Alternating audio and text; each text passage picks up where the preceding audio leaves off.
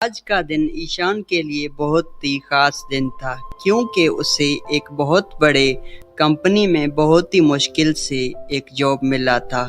आज उसका पहला दिन था। जब वो तैयार होकर ऑफिस जाने लगा तो सामने उसने अपने माता पिता को देखा जो कि उसे देखकर बहुत खुश हो रहे थे। क्या हुआ? आप लोग ऐसे देखकर क्यों मुस्कुरा रहे हैं? बेटा, मुझे तो बरसों से इंतजार था इस दिन का। तुम्हारी जॉब हो जाए तो मैं तुम्हारी शादी करवा दूं। माँ, इतनी भी क्या जल्दी है? शादी भी करा लेना, मगर आज तो मेरे ऑफिस का पहला दिन है। ईशान बेटा, तुम्हारे पिताजी भी बाहर चले जाते हैं और तुम्हारी बहन कॉलेज जाती है और मैं घर में अकेली रह जाती हूँ। इसीलिए बहू आ जाएगी तो मेरा भी दिल लगा रहेगा। ईशान भी शादी के लिए राजी हो गया। उसके माता पिता बहुत खुश थे। ईशान ऑफिस में बैठा काम कर रहा था, तभी उसे घर वालों का मैसेज आया। जब उसने मैसेज खोलकर देखा तो उसमें एक लड़की की तस्वीर थी और लिखा हुआ था कि कैसी लगी दुल्हन। जब ईशान ऑफिस से घर लौटा तो उसके माता पिता ने पूछा, ईशान बेटा, तुझे लड़की कैसी लगी? माँ, मुझे लड़की बहुत पसंद है। ईशान का उस लड़की के साथ शादी हो गया।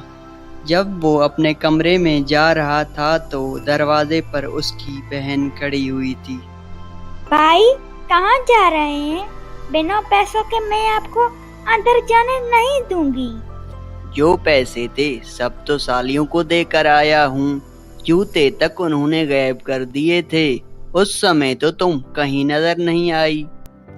अरे भाई, हमारी वजह से तो आपको इतना डिस्काउंट मिला था। इतने कम पैसे देकर आपको जूते वापस मिले थे।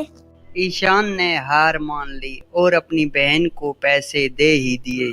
शादी की पहली रात ईशान हजारों सपने लेकर उसके पास आया। अभी ईशान अपने पत्नी के पास बैठा ही था कि उसने कहा, मुझे हाथ मत लगाना, मैं किसी और से प्यार करती हूँ। तुम कुछ भी कर लो, मेरी मोहब्बत ना पा सकोगे। वो लड़की बहुत परेशान थी। ईशान के समझ में कुछ नहीं आ रहा था कि वो क्या करे। फिर वो दूसरे कमरे में चला गया। अरे, मैंने आज तक किसी का दिल नहीं तोड़ा, तो मेरे साथ ऐसा क्यों हो रहा है? अगर ये कल मैके चली गई और वापस ना लौटी तो मेरी इज्जत का क्या होगा? जब ईशान अपने कमरे में वापस लौटा तब तक वो सो चुकी थी। फिर वो सोचने लगा, अगर इसको किसी और से मोहब्बत थी तो मुझसे शादी के लिए हाँ ही ना करती या मुझे बता देती, मैं ही रिश्ता तोड़ देता।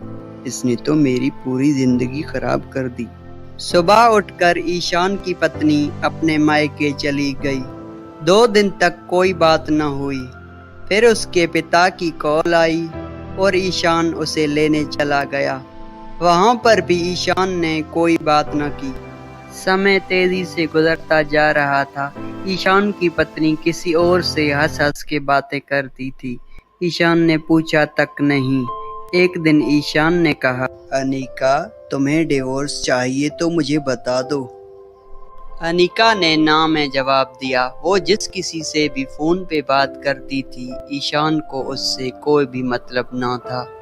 बहुत महीने बीत गए। एक दिन अनिका ने ईशान से कहा, एक बात कहूँ? हाँ कहो, क्या बात है? इतना समय बीत गया, आपने मेरे कहने पे मुझे हाथ तक नहीं लगाया। क्या मुझे देखकर आपको कुछ फील नहीं होता? इतने साल सब्र किया, तुम्हें क्या लगता है अभी नहीं कर सकता? दूसरे दिन ईशान की पत्नी अपने प्रेमी के साथ मिलने के लिए एक रेस्टोरेंट में चली गई। अनिका, तुम उस मनहूस से कब डिवोर्स लोगी? तुम्हें तो पता है मैं तुझसे कितना प्यार करता हूँ और तुझसे शादी करना चाहता हूँ। गौरव मेरी जान, मैं तुम्हारी ही हूँ और तुम्हारी ही रहूंगी। लेकिन अभी मैंने डिवोर्स का कहा, मेरा परिवार मेरे ऊपर शक करने लगेगा। उधर ईशान ऑफिस में बैठा अपने काम में बिजी था। तभी उसके दोस्त का कॉल आता है कि तुम्हारी बीवी किसी और मर्द के साथ एक रेस्टोरेंट में बैठी हुई है। ईशान को बहुत गुस्सा आ रहा था, लेकिन उसने ऑफिस में अपने आप को कंट्रोल कर लिया। घर पहुंचकर ईशान ने गुस्से से अनिका को आवाज दी। जी तो करता है तुझे एक जोरदार थप्पड़ मारूं, पर मैं उन मर्दों में से नहीं हूं जो औरतों पर हाथ उठाते हैं। डाइवोर्स चाहिए हो तो मुझे बता देना, अब तुम मेरी तरफ से आजाद हो। अनिका वहां से चली गई। 5 दिन बाद उसकी कॉल आई कि मुझे डाइवोर्स चाहिए। ईशान ने भी उसे डाइवोर्स दे दिया। गौरव, अभी तो मैंने डिवोर्स ले लिया है, अब तो अपने परिवार को मेरे रिश्ते के लिए भेजो। अरे जाने मन जाने जिगर, शादी भी कर लेंगे, इतनी भी क्या जल्दी है। अभी तो मेरे माता पिता विदेश गए हुए हैं। पर गौरव, मेरे माता पिता मुझ पर बहुत प्रेशर डाल रहे हैं दूसरी शादी के लिए। मैंने तुम्हारे कहने पे ईशान से डिवोर्स ली है। प्लीज अपने माता पिता को वापस आने को कहो। ईशान के माता पिता उसे दूसरी शादी करने के लिए कह रहे थे, लेकिन ईशान का दिल पहली शादी से इतना टूटा कि उसकी हिम्मत नहीं हो रही थी कि वो दूसरी शादी करे। ईशान को 2 से 3 साल लग गए खुद को एक नॉर्मल इंसान बनाने में और ये यकीन दिलाने में कि हर लड़की एक जैसी नहीं होती। फिर ईशान ने दूसरी शादी कर ली।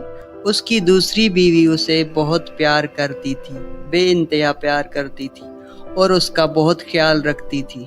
आखिर कब आएंगे गौरव के माता पिता तुम्हारा रिश्ता मांगने? वो लड़का तुमसे झूठ बोल रहा है। एक तुम ही हो जो उसके इश्क में पागल हो गई हो। माँ, आपने पहले ही मुझे इमोशनल ब्लैकमेल करके मेरी शादी ईशान से करवाई।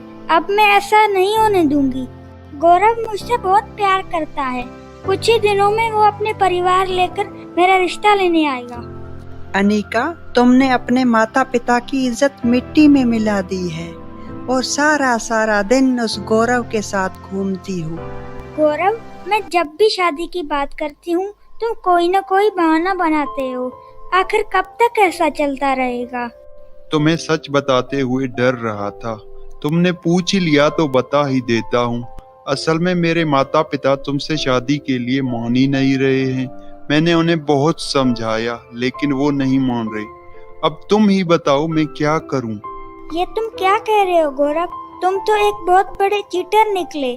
तुम्हारी वजह से मैंने ईशान जैसे नेक आदमी को छोड़ दिया, उससे डिवोर्स ले लिया। अरे जाओ जाओ, जो लड़की अपने पति से वफा नहीं कर सकती वो मुझसे क्या करेगी? तुम जैसी बहुत सारी लड़कियां मेरी जिंदगी में आती जाती रहती हैं। एक दिन ईशान को उसकी पहली पत्नी की कॉल आई। वो बहुत रो रही थी और उसने ईशान से कहा, मैंने जो बेवफाई की तुमसे, उसकी आज मुझे सजा मिल रही है। मुझे माफ कर दो ताकि मेरी दुखों में कुछ कमी आ जाए। ईशान ने उसे माफ कर दिया, लेकिन उसकी दुखों में कोई कमी न आई। और एक दिन ईशान को कॉल आई कि अनिका पागल हो चुकी है। ईशान जब अनिका से मिलने पागल खाने पहुंचा तो उसने सामने अनिका को देखा। वो बस देखता ही रह गया। उसने सोचा भी ना था कि अनिका को इतनी बड़ी सजा मिलेगी मुझसे बेवफाई की। बस दुखी दिल के साथ उसने इतना कहा, तुम्हारी बेवफाई ने तुम्हें इस हाल तक पहुंचा दिया अनिका, वरना मैंने तो तुझे कब का माफ कर दिया था। ये कहकर वो वहां से चला गया।